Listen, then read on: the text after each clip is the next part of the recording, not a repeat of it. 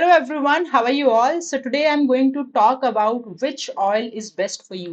आपके लिए सबसे बेहतर ऑयल कौन सा है? So I Dr. Meenu welcome you all to this talk on which oil is better for you.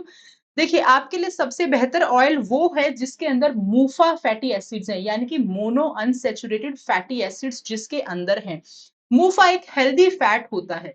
तो अब सवाल ये उठता है कि हमें ये कैसे पता चले कि इस ऑयल के अंदर मूफा है या इसके अंदर पूफा है या इसके अंदर सैचुरेटेड फैट है या इसके अंदर किस तरह का फैट है। आप मार्केट से ऑयल खरीदते हैं तो उसके अंदर जो है उस ऑयल के डब्बे के ऊपर जो है एक लेबल लगा होता है जिसके ऊपर मेंशन होता है कि इसके अंदर किस तरह के फैटी एसिड्स जो है प्रेजेंट हैं। तो वहां पर आप जो है उसके अंदर देख सकते हैं। मूफा एक तरीके का हेल्दी फैट होता है। हमारे जितने भी फैट्स होते हैं वो दो कैटेगरीज के अंदर डिवाइडेड होते हैं, एक सैचुरेटेड फैट और एक अनसैचुरेटेड फैट। यानी कि संतृप्त वसा और असंतृप्त वसा।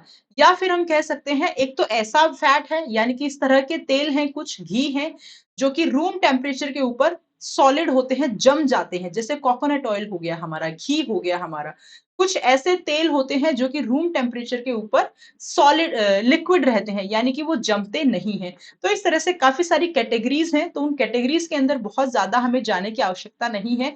इम्पोर्टेंट ये है जानना कि जिस ऑयल के अंदर मूफा फैटी एसिड्स हैं that oil is best for you. अब उसके एग्ज़ाम्पल्स क्या-क्या हैं? उसके एग्ज़ाम्पल्स ग्राउंडनट ऑयल आप यूज़ कर सकते हैं, मस्टर्ड ऑयल आप यूज़ कर सकते हैं, जिंजली ऑयल आप यूज़ कर सकते हैं। ये बहुत ही परफेक्ट बेस्ट ऑयल्स हैं, बेस्ट एग्ज़ाम्पल्स हैं मूफा फैटी एसिड्स के। फिर अगर आपके पास अवेलेबिलिटी मूफा फैटी एसिड्स की नहीं है, 1% मान लेते हैं कि जहां पर आप रहते हैं वहां पर इस तरह के ऑयल की अवेलेबिलिटी आपको नहीं मिलती है, तो फिर क्या किया जाए? नेक्स्ट जो बेस्ट ऑप्शन है दैट इज पूफा, यानी कि poly unsaturated fatty acid next best option है। इसके अंदर हमारे ऑयल्स आ जाएंगे, सनफ्लावर ऑयल, सेफ्लावर ऑयल, ये सभी पूफा की कैटेगरी के अंदर आ जाएंगे। अगर मूफा की अवेलेबिलिटी नहीं है तो आप पूफा के अंदर से ऑप्शंस को पिक कर सकते हैं। लेकिन आपने एक चीज का बहुत ध्यान रखना है कि आपने जो भी ऑयल आप यूज कर रहे हैं उसको बहुत ज्यादा हीट मत करिए, उसको बहुत ज्यादा तेज आंच के ऊपर आप जो है मत रखिए।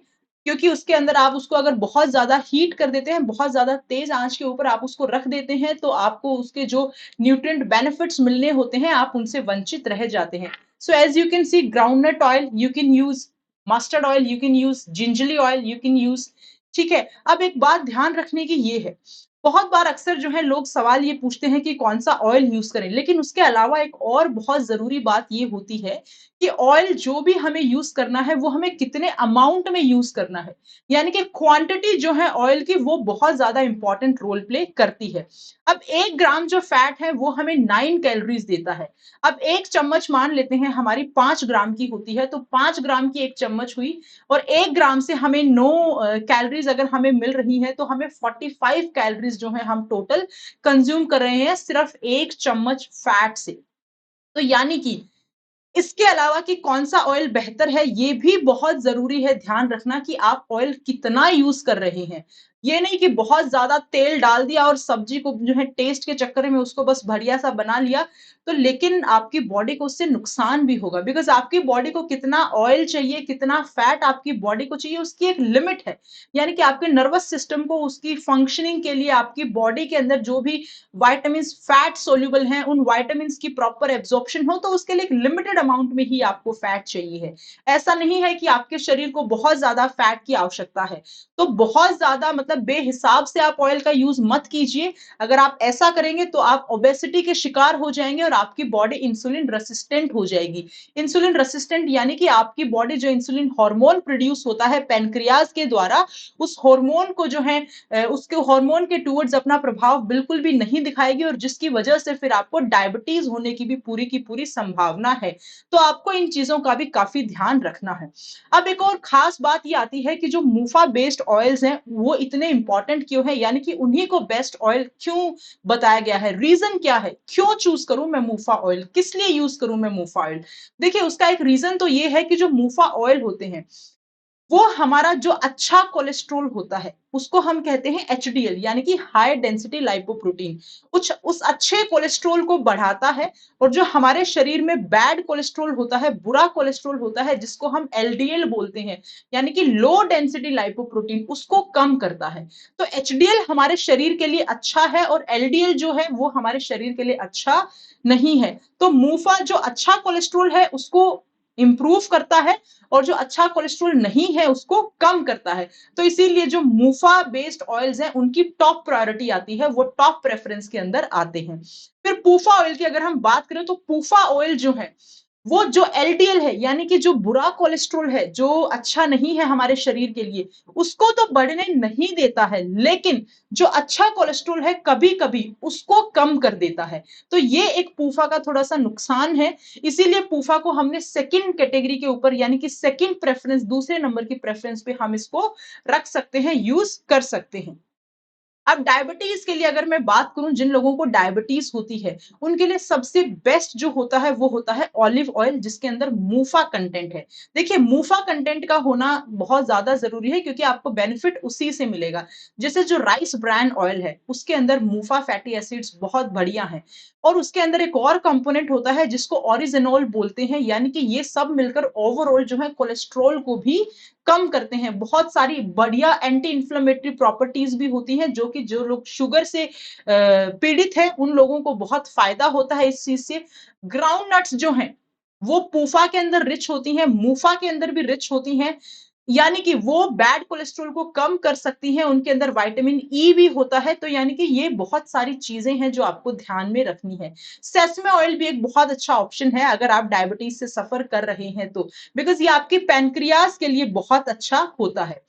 अब जो ऑयल रूम टेम्परेचर पर सॉलिडिफाई हो जाते हैं, यानी कि एक नॉर्मल तापमान पर आपके कमरे में रखे रखे जम जाते हैं, जैसे कोकोनट ऑयल हो गया, ठीक है, नारियल का तेल हो गया, पाम ऑयल हो गया, घी हो गया, वो यूजुअली अच्छे नहीं होते हैं, क्योंकि वो आपके एलडीएल को बढ़ाते हैं। और एलडीएल हमारा क्या है?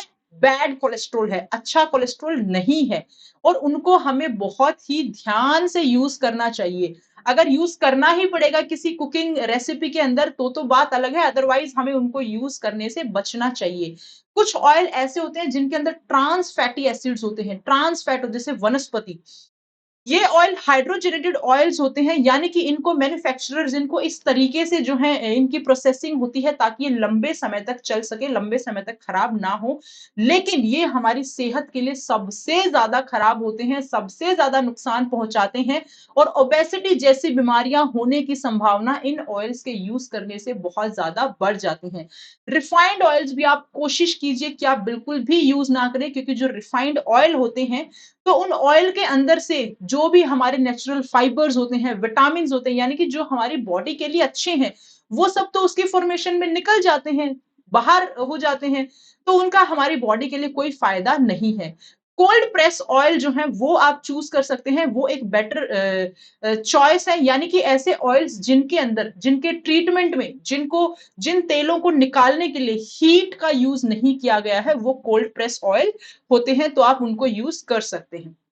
अगर आपने, एक सबसे खास ध्यान रखने वाली चीज ये है, अगर आप अनसैचुरेटेड ऑयल्स भी यूज कर रहे हैं, यानी कि मूफा के ऑयल यूज कर रहे हैं, पूफा ऑयल यूज कर रहे हैं, उसमें ऑप्शंस मैंने आपको बता दिए बहुत सारे, ग्राउंडनट है, सेसमे है, ठीक है, जिंजली ऑयल है, अगर आप उनमें से भी कोई भी यूज कर रहे हैं तो बेस्ट रहेगा कि आप रोटेट करते रहिए, यानी कि एक ही तेल को आप हमेशा के लिए यूज मत कीजिए, आप ऑयल्स को रोटेट करते रहिए।